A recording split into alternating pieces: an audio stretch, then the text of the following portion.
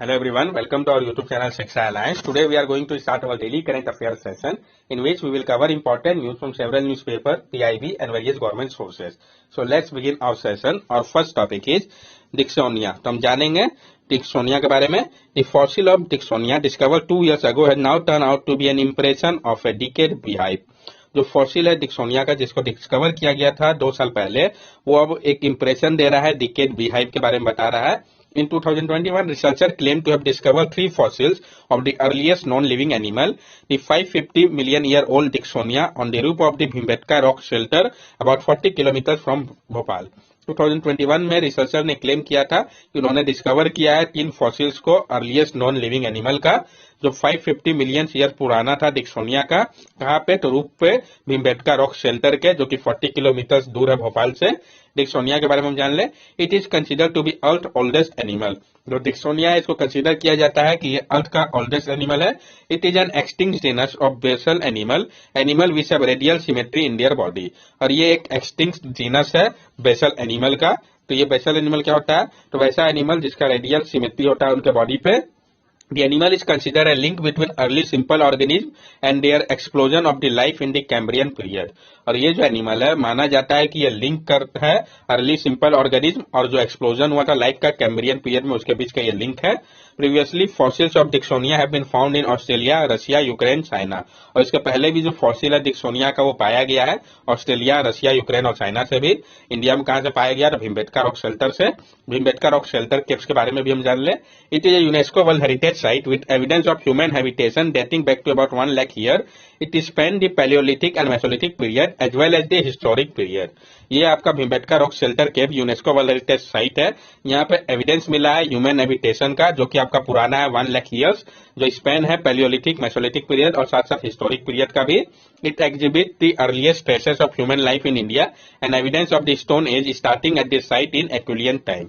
और ये दर्शाता है जो अर्लीस्ट ट्रेसेस था ह्यूमन लाइफ का भारत में, और जो एविडेंस है स्टोन एज का जो कि स्टार्ट करता है एक्विलियन टाइम से, वो भी यहाँ से पता चलता है. नेक्स्ट टॉपिक हमारा ट्रीटी ऑफ अलीनगर. तो जो ट्रीटी था अलीनगर का, इसके बारे में हम डिटेल्स में जानेंगे. The Treaty of Alinagar strengthened the position of British in Bengal and laid foundation of the Battle of Plassey a few months later. जो ट्रीटी था अलीनगर का, इसने मजबूत किया था जो पोजीशन था ब्रिटिशर्स का बंगाल पे, और इन्होंने नींव रखा था जो बैटल था प्लासी का कुछ मंथ बाद में. The treaty was prelude to the Britishers seizure of Bengal. ये जो ट्रीटी था वो प्रील्यूड था जो ब्रिटिशर्स ने सीज किया था बंगाल को. उसके बाद Treaty of Alinagar. It was signed on 9 February 1757 between British East India Company, Robert Clive and the Nawab of Bengal, Sirajuddaulah. जो ट्रीटी ऑफ अलीनगर है किसके बीच साइन किया गया था, इंपॉर्टेंट है कब किया गया था ये भी. इसको साइन किया गया था 9 फरवरी 1757 में British East India Company, Robert Clive और नवाब ऑफ बंगाल सिराजुद्दौला के बीच में. Alinagar was the short life name given to Calcutta by the Nawab after it was captured by him. और जो अलीनगर था वो शॉर्ट लाइफ नेम था जिसको दिया गया था कलकत्ता के लिए जब किसको कैप्चर कर लिया गया था. Although the Nawab had taken control of the English fort in Calcutta, he signed the pact in response of the English military might and the threat posed by Afghan under Ahmad Shah Abdali. जो नवाब थे उन्होंने control कर लिया था English fort को कलकत्ता का. उसके बाद भी उन्होंने साइन किया था पैक्ट को ध्यान में रखते हुए इंग्लिश मिलिट्री के माइट को, और जो उनको खतरा था अफगान से अहमद शाह अब्दाली के नेतृत्व में, इस कारण इस ट्रीटी को साइन किया गया था. टर्म्स क्या था ट्रीटी का?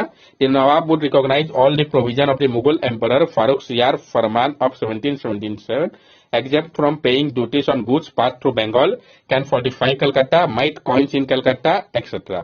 जो नवाब थे वो रिकॉग्नाइज करेंगे सारे प्रोविजन को मुगल एम्परर फारूक फरमान का जो 1717 का था.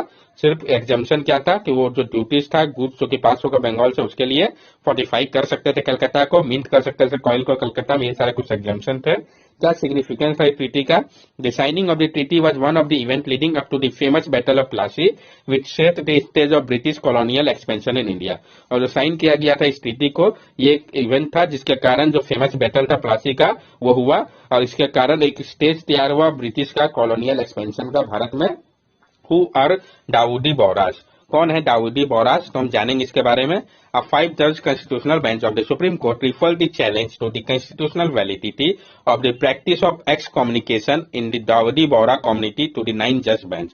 जो 5 जज का कॉन्स्टिट्यूशन बेंच था सुप्रीम कोर्ट का, उसने रिफर कर दिया जो चैलेंज था कॉन्स्टिट्यूशनल वैलिडिटी को लेकर, जो प्रैक्टिस था एक्स कम्युनिकेशन का दाऊदी बोहरा कम्युनिटी का 9 जज बेंच के पास. तो ये कौन है Dawoodi Bohra? The Dawoodi Bohra are Shia Muslim whose leader is known as Al-Dai Al-Mutlaq. According to member of the community, there are around 1 million Dawoodi Bohras spread around the world. जो दाऊदी बोहरा है ये आपका शिया मुस्लिम है जिनके लीडर को जाना जाता है अल डाई अल मुताब के नाम तौर पे। ये जो इनके मेंबर हैं इस कम्युनिटी के वो 1 मिलियन के अप्रॉक्स है दाऊदी बोहरा के, जो कि फैले हुए हैं वर्ल्ड के हर एक कोना पे। For over 400 years, the leader of the community has been based in India, including the current and the 53rd leader. और 400 years से जो लीडर्स है इस कम्युनिटी के वो इंडिया में है, जिसमें से करंट और 53rd लीडर भी है। The leader of the community is recognized by the member as having the right to excommunicate his member. और जो लीडर इस कम्युनिटी के वो रिकॉग्नाइज करते हैं इस मेंबर को कि उनका अधिकार है एक्सकम्युनिकेट करने का इसके मेंबर्स के साथ। In practical term, excommunication means not being allowed to access a mosque belonging to the community or a burial dedicated to the community. और प्रैक्टिकल टर्म में अगर हम इसकी बात करें तो एक्सकम्युनिकेशन का मतलब होता है कि उनको अलाउड नहीं किया जाएगा कि वो एक्सेस कर पाए मॉस्क्यू का जो कि बिलोंग करता है इस कम्युनिटी को या ब्यूरियल डेडिकेशन का इस कम्युनिटी के लिए। इससे रिलेटेड और भी जो न्यूज में आया था इन्फॉर्मेशन उसको भी हम समझ ले। An academy for religious and other education for Dawoodi Bohra community Aljamea tus Saifiyah was recently inaugurated in Mumbai. तो कहाँ पे इनॉग्रेट किया गया इस यूनिवर्सिटी को, ये इंपॉर्टेंट हो जाता है। तो जो एक एकेडमी है रिलीजियस एंड अदर एजुकेशन के लिए दाऊदी बोहरा कम्युनिटी के लिए जिसका नाम है अजमिया तुस सफिया, इसको भी हाल ही में इनॉग्रेट किया गया मुंबई में। Also known as JAMIA, this is an academic institute exclusively catering to the education of young boys and girls from the Dawoodi Bohra community. इसको JAMIA के नाम से भी जानते हैं। ये एकेडमिक इंस्टीट्यूट है जो कि एक्सक्लूसिवली कैटर करेगा जो एजुकेशन है यंग बॉयज और गर्ल्स का दाऊदी बोहरा कम्युनिटी के लिए। While the academy focus will primarily be on spiritual and religious study, the academy will also provide its student with mainstream education in associated with an internationally recognized school board curriculum. और ये जो academy ये focus करेगा mainly spiritual और religious study के ऊपर। Academy provide करेगा इसके स्टूडेंट को मेन स्ट्रीम एजुकेशन को, साथ साथ internationally recognise school board curriculum को भी। नेक्स्ट टॉपिक हमारा मिशन अंत्योदय सर्वे 2022-23 पीआईबी के लिए इंपॉर्टेंट हो जाता है। तो rural development and Panchayati Raj ministry will inaugurate the mission Antyodaya survey 2022-23 including the launching of इस पोर्टल एंड मोबाइल एप्लीकेशन। तो जो rural development and Panchayati Raj ministry है वो इनॉग्रेट करेंगे मिशन अंत्योदय सर्वे 2022-23 का, और वो लॉन्च भी कर रहा है पोर्टल और मोबाइल एप्लीकेशन को भी इसके लिए। मिशन अंत्योदय सर्वे है क्या, हम इसको समझते हैं। The department of rural development has been conducting mission Antyodaya survey across all gram panchayat in the country since 2017-18 with the purpose of transforming the lives and livelihood of people on measurable outcomes through the convergence of various schemes. जो department है rural development का वो conduct कर रहा है mission Antyodaya सर्वे को सारे ग्राम पंचायत के लिए कंट्री पर 2017-18 से। इसका मकसद है ट्रांसफॉर्म करना लाइफ्स और लाइवलीहुड को पीपल का मेजरेबल आउटकम्स के साथ कन्वर्जेंस करके अलग अलग स्कीम को। The village-wise survey is expected to be conducted over a period of 1 month involving community resource person. और जो विलेज वाइज सर्वे है ये एक्सपेक्ट किया जा रहा है कि इसको कंडक्ट किया जाएगा 1 मंथ के अंदर ही, जो कि इन्वॉल्व करेगा कम्युनिटी रिसोर्स पर्सन को। बेनिफिट क्या होगा इस सर्वे से? Support the process of participatory planning for the gram panchayat development plan. ये सपोर्ट करेगा जो प्रोसेस है पार्टिसिपेटरी प्लानिंग का ग्राम पंचायत डेवलपमेंट प्लान के तौर पे। Improve service delivery, enhance citizenship, improve करेगा सर्विस डिलीवरी को, इनहेंस करेगा सिटीजनशिप को, इम्प्रूव करेगा गवर्नेंस को लोकल लेवल पे। नेक्स्ट टॉपिक है हमारा India rated among top 5 accreditation system in the world. तो जो इंडिया है उसको रेट किया गया है टॉप 5 एक्रीडिएशन सिस्टम में वर्ल्ड के, जानेंगे इसके बारे में। Indian national accreditation system under the quality council of India has been rank 5th in the world in the recent global quality infrastructure index 2021।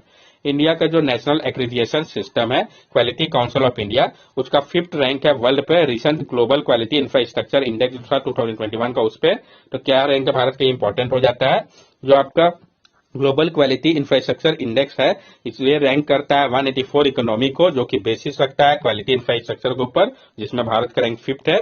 GQII is an initiative on metrology, standardization, accreditation and related service supported by Physicalist Techniques Pune and the Federal Ministry for Economic Cooperation and Development Germany। और जो आपका global quality infrastructure index है ये एक initiative है metrology, standardisation, accreditation और related service के लिए, जिसको सपोर्ट किया जा रहा है PTB और ministry of economic and cooperation development Germany के द्वारा। India's overall QI system ranking continued to be in the top 10 at the 10th position, with the standardization system under BIS at 9th and metrology system under NPL CSIR at the 21st position in the world. और India का जो overall OI system है उसका rank continue top 10 में है, 10th position में। Standardise system जो है BIS के अंतर्गत उसमें 9th है। मेट्रोलॉजी सिस्टम की अगर बात करें NPL CSIR के अंतर्गत तो उसमें 21st पोजीशन है इंडिया का वर्ल्ड पे। नेक्स्ट टॉपिक है हमारा UPI payment for foreign travellers through India. तो यूपीआई पेमेंट है फॉरेन ट्रेवलर्स के लिए भारत में, इसके बारे में हम जानेंगे, इसका क्या फायदा होगा सब कुछ समझेंगे। UPI payment for foreign travellers rule 2023। तो यूपीआई पेमेंट है फॉरेन ट्रेवलर्स रूल 2023 का, पहले हम इसको समझते हैं। RBI has decided to permit all inbound foreign travellers to use UPI payment for their merchant payment while they are in India. RBI ने decide किया कि वो परमिट करेंगे सारे इनबाउंड फॉरेन ट्रेवलर्स को कि उपयोग कर सकते हैं यूपीआई पेमेंट का मर्चेंट पेमेंट के लिए जब तक वो इंडिया पे है। Initially it will be limited to travellers from G20 countries arriving at select international airport. अभी क्या है, स्टार्टिंग में ये लिमिटेड है सिर्फ ट्रेवलर्स के लिए G20 कंट्रीज के जो कि आ रहे हैं सिलेक्टेड इंटरनेशनल एयरपोर्ट पे। They will be able to use UPI while carrying out P2M person to merchant transaction. अब वो कैरी कर पाएंगे यूपीआई ट्रांजेक्शन को जब वो करेंगे P2M person to merchant transaction को। तो इसका बेनिफिट क्या होगा, it will scale up the use of digital payment in India. ये बढ़ावा देगा जो यूज है डिजिटल पेमेंट का भारत में। It will improve there payment experience of foreigner, good for tourism. ये इंप्रूव करेगा जो पेमेंट एक्सपीरियंस है फॉरेनर का, ये काफी अच्छा होगा टूरिज्म के लिए। Is the payment process for foreign tourist, आसान कर देगा जो पेमेंट प्रोसेस है फॉरेन टूरिस्ट के लिए। यूपीआई के बारे में हम जान लें, पहले भी इसे कंसिडर कर रखा है। यूपीआई जो है आपका एक इंस्टेंट पेमेंट सिस्टम है जिसको डेवलप किया गया है national payment corporation of India NPCI के द्वारा, और आरबीआई रेगुलेटर एंटिटी है ये। इसको बिल्ड किया गया है IMPS immediate payment service infrastructure के ऊपर, और ये अलाउ करता है इंस्टेंट ट्रांसफर मनी का दो पार्टीज के बीच में बैंक अकाउंट में। डिजिटल पेमेंट उत्सव ये PIB का टॉपिक है, इसी में है तो इसलिए इसको भी हम कंसीडर कर लेते हैं। तो मीटी ने लॉन्च किया है डिजिटल पेमेंट उत्सव को, किसने लॉन्च किया इंपॉर्टेंट है। ये एक कंप्रिहेंसिव कैंपेन है जिसका मकसद है प्रमोट करना डिजिटल पेमेंट को भारत में। ये शोकास करेगा इंडिया का जो जर्नी है डिजिटल ट्रांसफॉर्मेशन का, जिसमें बहुत सारे इवेंट और इनिशिएटिव होंगे।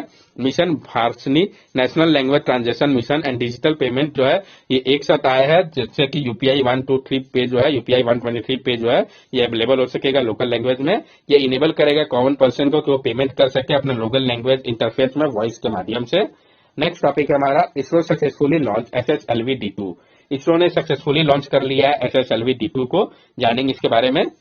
The second development flight of the small satellite launch vehicle SSLV-D2 was successfully launched from the first launch pad at Satish Dhawan Space Center, Sriharikota। जो सेकंड डेवलपमेंट फ्लाइट था small satellite launch vehicle SSLV-D2 का, इसको successfully launch कर लिया गया है first launch pad जो था सतीश धवन स्पेस सेंटर श्रीहरिकोटा से। इसमें इंजेक्ट किया गया था EOS DO7 जेनस-1 आजादी 2 सैटेलाइट को 450 किलोमीटर सर्कुलर ऑर्बिट के लिए। SSLV के बारे में भी हम जान लें तो SSLV कैटर करता है launch up to 500 kg satellite का लो अर्थ ऑर्बिट में, और ये जो है लॉन्च ऑन डिमांड बेसिस में काम करता है। ये प्रोवाइड करता है लो कॉस्ट एक्सेस स्पेस के लिए, ऑफर करता है लो टर्न अराउंड टाइम और फ्लेक्सिबिलिटी को, एकोमोडेट करता है बहुत सारे सैटेलाइट को, और इसका जो डिमांड है मिनिमम लॉन्च इंफ्रास्ट्रक्चर से पूरा किया जा सकता है। इसको कॉन्फ़िगर किया गया है 3 सॉलिड प्रोपोर्शन स्टेजेस में और एक वेलोसिटी टर्मिनल मॉड्यूल पे, ताकि ये अपने काम को पूरी तरीके से कर सके। EOS DO7 जो है ये 156.3 kg का सैटेलाइट है जिसको डिजाइन डेवलप और रियलाइज किया गया था इसरो के द्वारा। ये जो न्यू एक्सपेरिमेंट है ये इंक्लूड करता है वेब ह्यूमिडिटी साउंडर और स्पेक्ट्रम मॉनिटरिंग पेलोड को। जेनस-1 जो कि 10.2 kg का सैटेलाइट है जो कि बिलोंग करता है एंट्रीज US को। जेनस-1 एक टेक्नोलॉजी डिमॉन्स्ट्रेटर है, स्मार्ट सैटेलाइट मिशन है जो कि बेस्ड है आपका एंट्रीज सॉफ्टवेयर प्रोग्राम के ऊपर। नेक्स्ट टॉपिक है हमारा टार्कस। तो हम जानेंगे टार्कस के बारे में, टार्कस है क्या, डायरेक्ट क्वेश्चन फ्रेम किया जा सकता है। तो ये जो है आपका इंडो US ज्वाइंट एक्सरसाइज है। टार्कस इंडिया और US के बीच का ज्वाइंट एक्सरसाइज है नेशनल सिक्योरिटी गार्ड और US स्पेशल ऑपरेशन फोर्स के बीच में। पहली बार इसमें इंक्लूड किया गया है केमिकल, बायोलॉजिकल, रेडियोलॉजिकल और न्यूक्लियर टेरर रिस्पांस को इसके ड्रिल में, पहले ये सब इंक्लूड नहीं था। ये जो एक्सरसाइज है इसको ध्यान में रख के किया गया है जो रशियन एलिगेशन है यूक्रेन के खिलाफ लास्ट ईयर और कीव को लेके जो उसने केमिकल अटैक किया खारिफ के ऊपर, जिसके लिए रशिया को ब्लेम किया जाता है। इस कारण ये एक्सरसाइज को किया गया है US की तरफ से इंडिया के साथ मिलकर। ये CBRN वेपन्स होता क्या है? केमिकल, बायोलॉजिकल, रेडियोलॉजिकल और न्यूक्लियर टेरर रिस्पॉन्स वेपन जो है। तो जो CBRN वेपन है, जिसको कि क्लासिफाइड किया गया है कि ये एक वेपन है मास डिस्ट्रक्शन का, जिसका यूज जो है टेस्ट या टेरर एलिमेंट के द्वारा पास में किया गया था।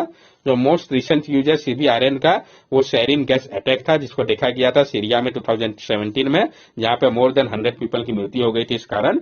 That's all for daily current affair session. अगर आपको हमारी वीडियो अच्छी लगी हो तो हमारे चैनल सब्सक्राइब करें, हमारे वीडियो को लाइक करें और ज्यादा से ज्यादा शेयर करें। These are our social media links. From here also you can stay connected with us and give us your valuable feedback. Thank you and have a nice day.